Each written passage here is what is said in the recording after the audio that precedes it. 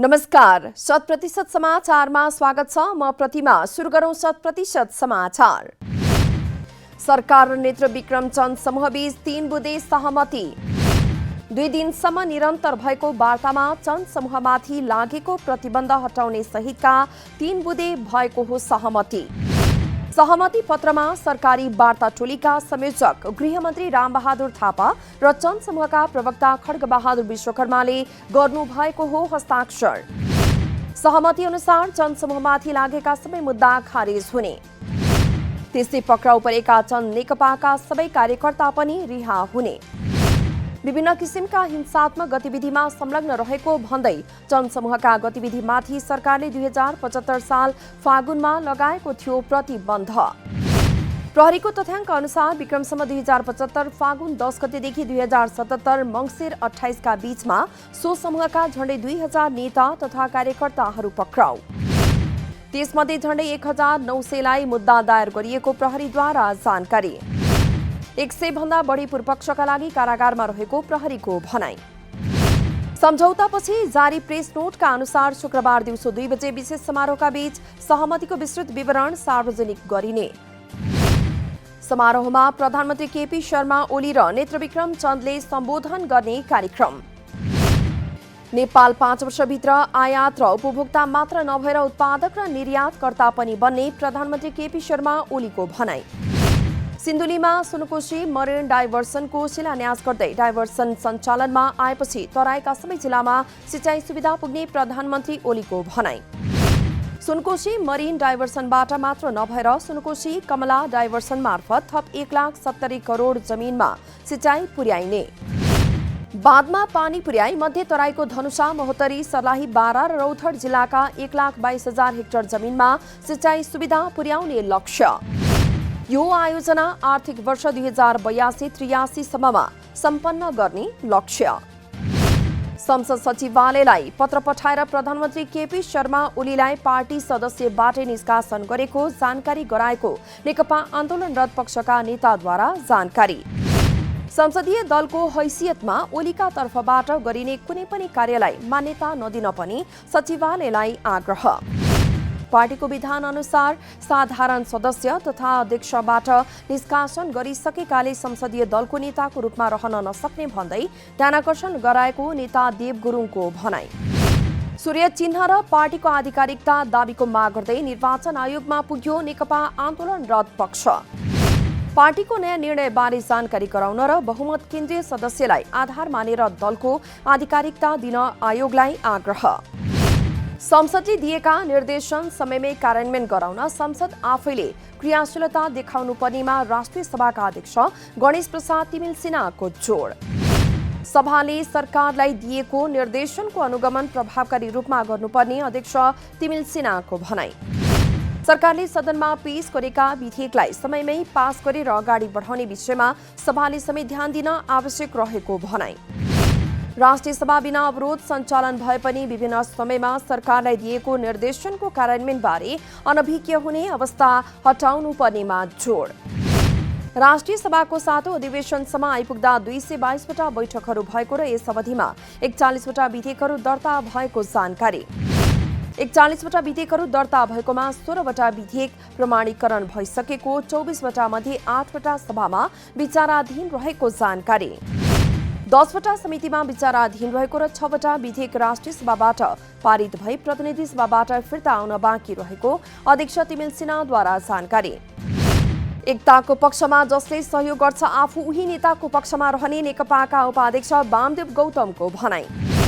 एकता अभियानको पक्षमा छु भनेर स्टेटमेन्ट जारी गरे मात्रै संसदमा सहयोग गर्ने नत्र तटस्थ बस्ने उपाध्यक्ष गौतमद्वारा स्पष्ट। नेकपा आन्दोलनरत पक्ष र सरकार पक्षका दोस्रो तहका नेताहरूलाई एकताबद्ध गरी एकता अभियान अगाडि बढाउने उपाध्यक्ष गौतमको भनाई। एकताको पक्षमा नरहने नेताहरूलाई भोट नदिने सम्मको अवस्था सृजना गर्ने उपाध्यक्ष गौतमको चेतावनी। नेपाल कम्युनिस्ट पार्टी नेकपा विभाजनबारे निर्णय नभएसम्म मुलुकले निकास नपाउने नेपाली कांग्रेसका महामन्त्री डाक्टर शशाङ्क कोइरालाको दाबी। नेकपा विवादका कारण मुलुक अनिर्णयको बन्दी बनिरहन नहुने महामन्त्री कोइरालाको भनाई। राजनीतिक निकासका लागि कांग्रेसले एउटा पक्षलाई साथ दिने पर्ने महामन्त्री कोइरालाको जिकिर। नेकपाको विभाजनको नीतो भएपछि नेकपाको आन्दोलनरत पक्षसँग सहकार्य गर्नुपर्ने आफ्नो व्यक्तिगत धारणा रहेको भनाई।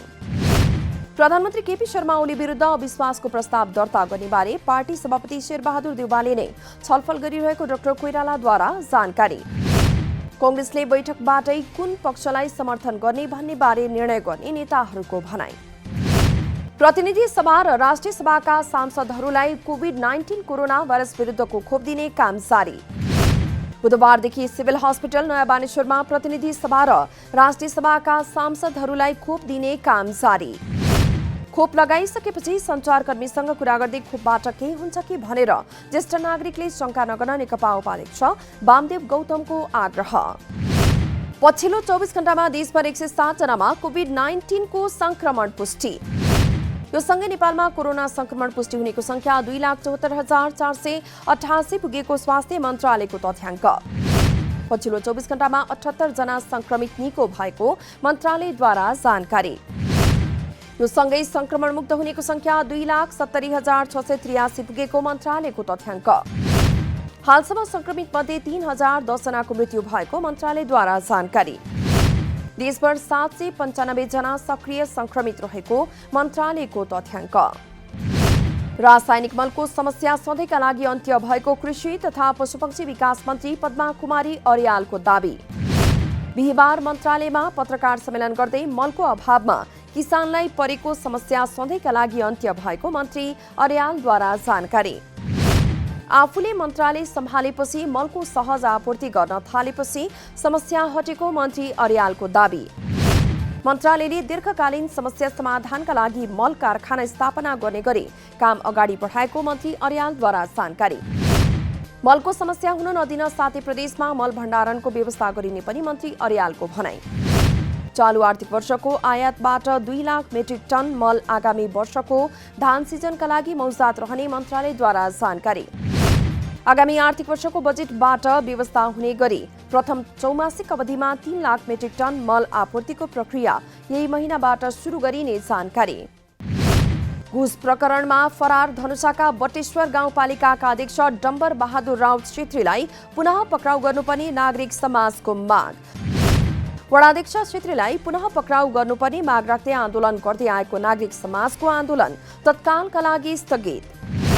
विश्वसनीयतालाई कायम गर्न अख्तियारको टोलीले आग्रह गरेपछि तत्कालका लागि आन्दोलन स्थगित गरिएको नागरिक समाजद्वारा जानकारी।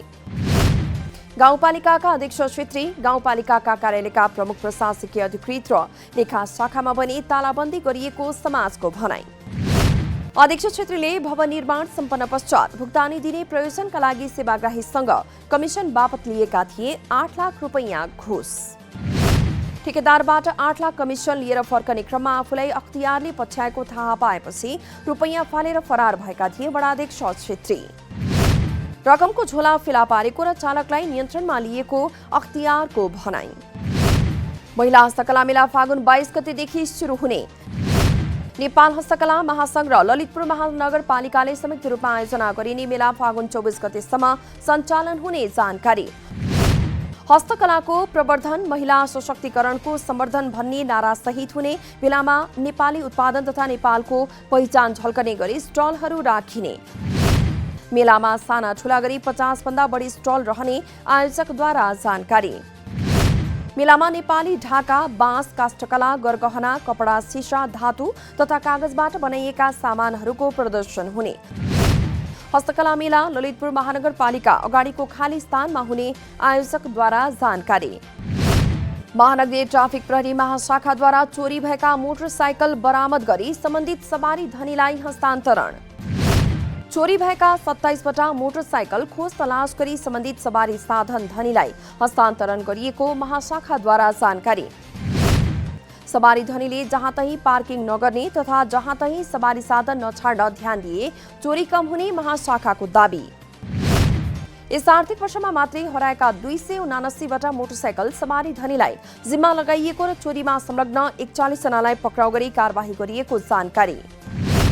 नेपालको कुल गृहस्थ उत्पादन जीडीपीको आकार बढ्यो। 10 वर्षमा जीडीपीको आकार 14.7% बढेको केन्द्रीय तथ्याङ्क विभागको तथ्याङ्क। आर्थिक वर्ष 2076-77 को अन्त्यसम्ममा नेपालको अर्थतन्त्रको आकार 39 खर्ब 43 अर्ब रुपैयाँ पुगेको तथ्याङ्क सार्वजनिक। सन् 2006 मा पहिलो पटक पत्ता लगाएको पात खाने झिंगाको संक्रमण रोक्न शत्रुजीवको विकास गर्नुपर्ने विज्ञको सुझाव। नेपाल कृषि अनुसन्धान परिषद कीट विज्ञान महाशाखा खुमलटारद्वारा पात खाने झिंगा पत्ता लगाई रोकथाम तथा न्यूनीकरणको प्रयोग सुरु। 2 देखि 6 मिलिमिटर लामो शरीर र ढाडमा पहेँलो रङको त्रिभुज आकार भएको झिंगाले कृषकको आलु बालीमा नोक्सानी पुर्याएपछि रोकथाम अभियान सुरु। काठमाडौँमा 818, भक्तपुरमा 71, ललितपुरमा 89.1, मकवानपुरमा 10 र सिन्धुपाल्चोकमा 14% आलु उत्पादनमा ह्रास आएको महाशाखाको तथ्याङ्क। आलु प्रजातिको बाली नाली, भण्टा, गोलभेडा, सुन्तला प्रजातिको बोट बिरुवामा बढी संक्रमण गर्ने महाशाखाको भनाई। पात खाने झिंगामा विषादी पचाउने क्षमता भएकाले रोकथामका लागि शत्रुजीव बारुला प्रजातिको कीटको विकास गर्नुपर्ने विज्ञको सुझाव। सार्वजनिक निजी साझेदारीमा कार्यान्वयन भइरहेको 900 मेगावाट क्षमताको अरूण तेस्रो जलविद्युत परियोजना निर्माणको करिब 40% काम सम्पन्न। संखुवासभाको मकालु र चिचिला गाउँपालिका स्थित रहेको परियोजनाको 40% काम सम्पन्न भएको नेपाल लगानी बोर्डद्वारा जानकारी। लगानी बोर्डको पहलमा नेपाल सरकारका अधिकारीहरू, परियोजनाका पदाधिकारी तथा स्थानीय जनप्रतिनिधिले गरेका छन् परियोजनाको अवलोकन। निर्धारित समयभन्दा करिब 1.5 वर्ष अगावि परियोजना निर्माण सम्पन्न गर्ने परियोजनाको दावी। संसद भवन क्षेत्रमा सम्भावित हिंसात्मक गतिविधिलाई मध्यनजर गर्दै अमेरिकाको राजधानी वाशिंगटन डीसीको सुरक्षा व्यवस्थालाई पारियो कडा। पूर्व राष्ट्रपति डोनाल्ड ट्रम्प समर्थकले प्रदर्शन गर्ने भएपछि वाशिंगटनमा सुरक्षा व्यवस्था कडा पारिएको अधिकारीहरूको भनाई। संसद भवनमा पुनः हिंसात्मक गतिविधि हुन सक्ने सम्भावनाका कारण सुरक्षा व्यवस्था कडा पारिएको बीबीसीद्वारा जानकारी। मिलिशिया ग्रुपले बिहिबार राजधानीमा प्रदर्शनको योजना बनाएको र त्यो हिंसात्मक हुन सक्ने गुप्तचर सूचनाका आधारमा सुरक्षा व्यवस्था कडा पारिएको अधिकारीहरूको दावी। सम्भावित कुनै पनि प्रकारको सुरक्षा चुनौतीका लागि आफूहरू तयार रहेको सुरक्षा निकायको भनाई। सुरक्षा चुनौतीका कारण तल्लो सदन हाउस अफ रिप्रेजेन्टेटिभ्सको बिहिबारको सत्र स्थगित। तर माथिल्लो सदन सिनेटको कारबाही भने जारी रहने जानकारी। पूर्व राष्ट्रपति ट्रम्पका समर्थकले गत जनवरी 6 मा संसद भवनमा हिंसात्मक आक्रमण गर्दा एक प्रहरी अधिकारी सहित 5 जनाको भएको थियो मृत्यु। म्यानमारमा भएको प्रदर्शनमा सुरक्षाकर्मीले चलाएको गोली लागि मारिएकी 19 वर्षीय युवतीको अन्त्येष्टि। क्याल सिंह अर्थात् परीका नामले परिचित ती युवतीको अन्त्येष्टिमा बिहिबार मण्डलय शहरमा हजारौं मानिस भएका थिए उपस्थित। सिंहको साहसको प्रशंसा गर्दै उनी देशवासीका लागि साहसकी प्रतीक भएको अन्त्येष्टिमा सहभागी भएकाहरूको भनाई। शहीद स्मारक बी डिभिजन लीग फुटबलमा श्री भगवती क्लबको संघर्षपूर्ण जीत। बिहिबार भएको खेलमा श्री भगवतीद्वारा झम्सीखेल युथ क्लब 3-2 गोलन्तरले पराजित। इन्फा कम्प्लेक्स साधो बाटोमा भएको खेलमा श्री भगवतीलाई जित दिलाउन आशिष श्रेष्ठ, नवराज गुरुङ र मोहन बहादुर थापा मगरले गरे 1-1 गोल। झम्सीखेलका मदन स्याङतान र अनिश चौधरीले फर्काए 2 गोल। जितसँगै 9 खेलबाट 9 अङ्क जोड्दै श्री भगवती लीगको 8औं स्थानमा उक्लियो। 9 खेलमा 6 अङ्क जोडेर झम्सीखेल लीगको 11औं स्थानमा। 100% समाचार अहिलेलाई यति नै। नमस्कार।